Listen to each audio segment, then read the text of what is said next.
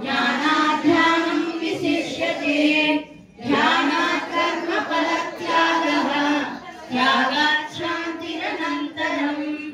अद्वेष्टा सर्वभूतानां मैत्रः करुण एव च